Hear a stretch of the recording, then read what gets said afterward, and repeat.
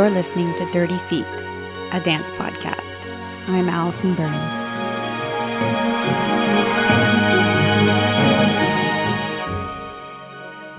This is Allison Burns here, the only team member from Dirty Feet that you ever really hear from these days. But I have to say, I don't do this podcast on my own, although I do tend to do the majority of the interviews these days and the production of them. I'm still heavily supported by Paula Flalo and the No More Radio Network for technical questions and backup, and also guidance in the whole realm of podcasting. Also on the team is Tristan Henry, who has been our resident composer since year one.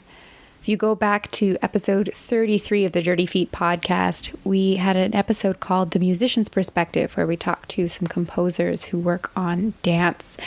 Just like in the last episode where we got to speak with a musician who was working with a choreographer, it is a unique perspective to be a musician creating work for choreography, for dance. Now, Tristan Henry is a composer, a multi-instrumentalist, and a teacher, and he's currently based out of Montreal. He holds an AEC in audio techniques from Musique Technique and a BFA in composition from Concordia University. He's actually advanced his studies since then as well, if I'm not mistaken. He has a history of creating music for dance, primarily thanks to the fact that his sister is a choreographer and dancer. He has had his work featured in the Fringe Festival, Festival Quartier Danse, as well as multiple independent productions in the disciplines of dance, theater, and film. And the reason that we're highlighting Tristan today is because we have some brand new, fresh tracks from him for your listening pleasure. He is releasing a solo piano album on May 18th, 2017, and we're going to take some time today to listen to those tracks and promote this launch. And additionally, we're going to have some long-distance questions answered by Tristan. So right off the bat, let's fill out that bio for you.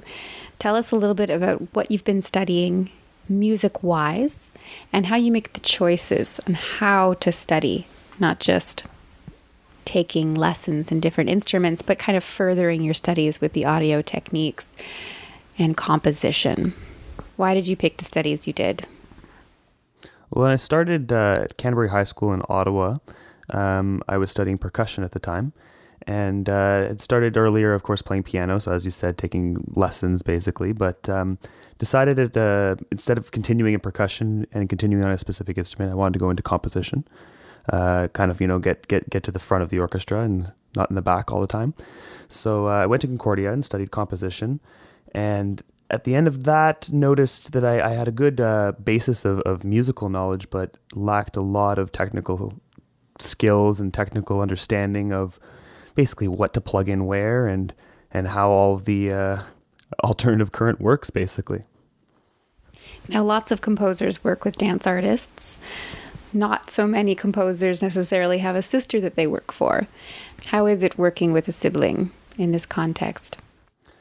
Yeah, well, my sister also went to Canterbury High School, and before even I really got into music, when I was pretty young, around the age of 7, she was taking piano before me, and my eldest sister, not Nicola Phrygian, who at the time was also a dancer, also went to Canterbury High School, and so I guess Nicola kind of got into dance because of her a little bit. So throughout my life, there was always people dancing in the house. We had a ballet bar and a piano kind of not too far from one another. So it was pretty natural for me. I've never really liked to move too much if I can help it, but always enjoyed making people move. So that was kind of the first start for me of starting on percussion, which is a very fundamental instrument for helping dancers move, I think.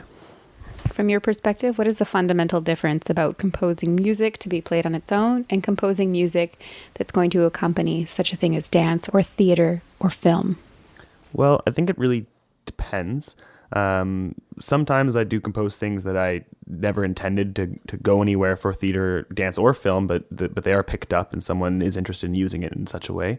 Often, though, I am writing specifically for one of those mediums you mentioned.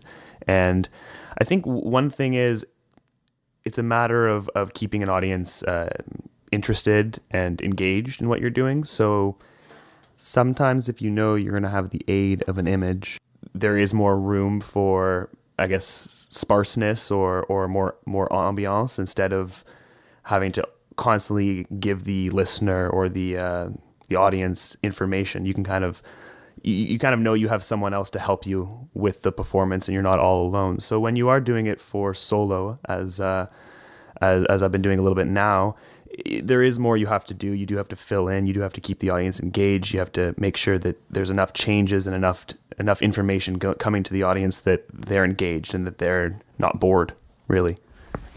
Tell us a little bit more about the solo project. Well, its title is Unprepared Piano. It's a solo album of about 10 songs, approximately 5 minutes each. And it's been about 2 years that I've been writing and working on these songs. And it was a very interesting project for me because I do strive to not play my own pieces if I can help it. And for this project, decided to go ahead and do the recording and the performance myself. Also through the school that I just graduated from, Music Technique, met a lot of new people that were able to help me with the recording process. Although I did learn to do it myself, I learned as well that it's important to have outside ears to help you along the way for the project. So that was a very interesting thing to have. For instance, Corinne Blondie was helping me, and then I went and had it mastered by Ryan Murray, who's a notable mastering engineer here in Montreal. And yeah, it was a big learning experience for myself. I titled it The Unprepared Piano because I do plan to do another album later in the year, hopefully, called Prepared Piano. And for some people who don't know, Prepared Piano is sort of invented by John Cage, it's fair to say. And it basically involves sticking various hardware and nuts and bolts and pieces of rubber and strange things into the inside of a piano to change the tones and change the timbres that you can get out of it. Usually you end up with quite a percussive instrument. And I have done it before, but never a full-length album. So it's sort of the first part to a two-parter. Tell us why you've chosen to do this solo piano project at this point in time in your life. Well, honestly, after graduating from Concordia, I had a bit of a writer's block and spent a lot of time. I was still playing music here and there, but not really composing and working on anything of my own. So it just sort of came to a point where it was time for me to release something of length and put in a lot of time into writing a grouping of pieces that work well and something that's really coherent. All right, so I think it's time for us to take a listen to some of these tracks from your new solo piano album. Can you introduce us to the music we're going to be hearing today? This piece is called Low Visibility.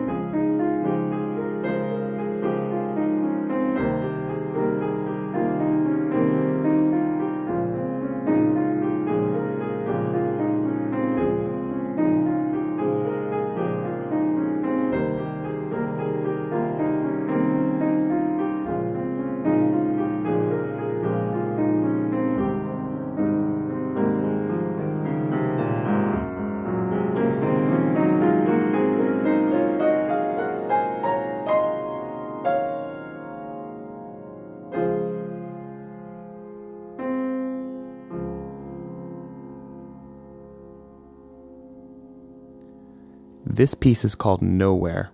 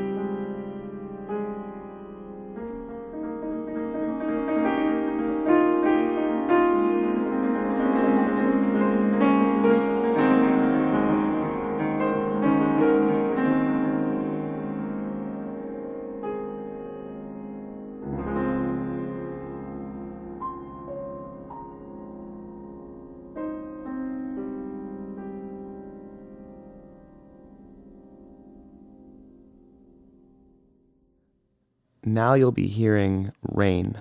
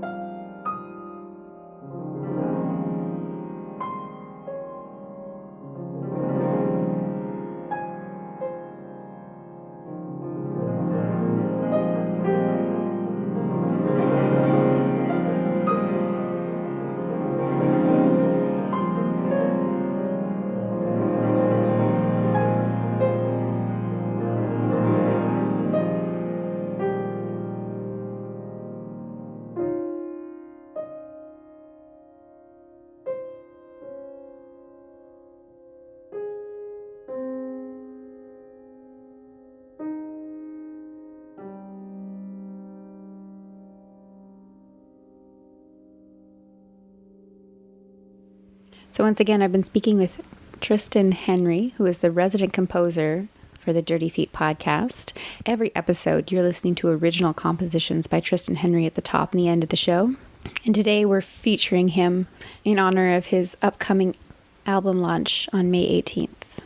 And just before we say goodbye, Tristan, can you give us the details for your album launch? Yeah, so the album launch is going to be Thursday, May 18th at 6:30. It's at the Steinway Piano Gallery in Ottawa. It's 1481A Innes Road. So it's 6:30 on May 18th. And of course, if you can't make it, it will be available online on Spotify and iTunes and Apple Music, basically anywhere you can stream or download music online. Thank you very much. Thank you so much for having me. One final note to my Dirty Feet listeners. You may have heard me mention that I'm doing a fringe show for the Ottawa Fringe Festival this summer called Do You Want to Live Forever? We had a fundraiser for it that I mentioned a couple episodes ago. And I am pleased to say that we will be featuring music composed by Tristan Henry in the show itself. So there's yet another opportunity if you're in O-Town to catch his work. And I'm very grateful to have Tristan lend his talent to both this podcast and my choreographic project. Until next time.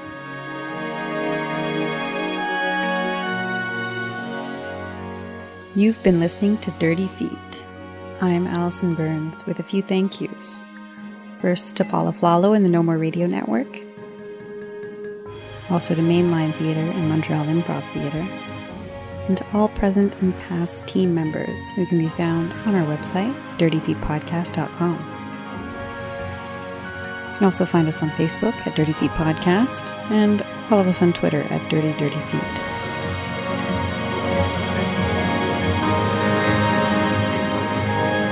Thank you for listening. Until next time.